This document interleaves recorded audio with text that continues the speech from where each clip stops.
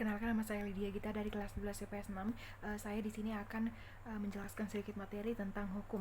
Pertama ini ada hukum menurut para ahli. Yang pertama ada menurut MH Tirta Mijaja. Hukum merupakan aturan yang berkaitan dengan tingkah laku. Jika ada yang melanggar maka akan mendapatkan sanksi. Yang kedua ada menurut Immanuel Kant. Hukum merupakan suatu batasan hak seseorang. Hal ini hukum diatur menurut hak dan kewajiban seseorang. Yang ketiga ada menurut Plato. Nah, sedangkan menurut Plato ini, hukum merupakan suatu peraturan yang memiliki sifat yang mengikat. Sifat mengikat ini dapat dilaksanakan oleh semua warga negara. Yang keempat, ada menurut M. Amin, yang merupakan suatu himpunan hukum yang terdiri dari norma dan sanksi.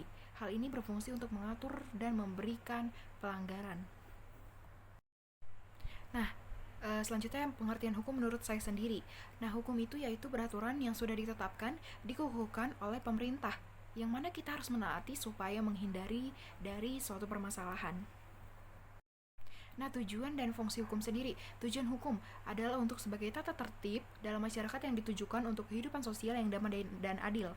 Nah, selanjutnya ada fungsi hukum. Fungsi hukum ini menertibkan dan mengatur pergaulan dalam masyarakat dan menyelesaikan permasalahan-permasalahan yang timbul di dalam kehidupan bersosial. Nah, ciri-ciri hukum dan sifatnya. Ciri-ciri hukum ini ada yang fundamental adalah memiliki sifat yang memaksa serta mengikat. Maksudnya adalah hukum yang berlaku harus dipatuhi dan ditaati oleh semua orang. Sifatnya wajib bagi semua lapisan masyarakat, berisi aturan dan merupakan salah satu ciri-ciri hukum. Nah, selanjutnya adalah hukum tertulis dan hukum tidak tertulis.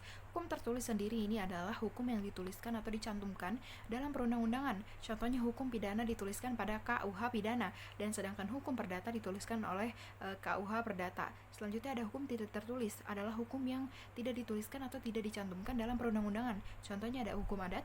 Nah, hukum adat ini tidak dituliskan atau dicantumkan pada perundang-undangan, tetapi dipatuhi oleh daerah tertentu. Nah, itu aja dari saya, sekian dari saya. Kurang lebihnya mohon maaf, dan terima kasih.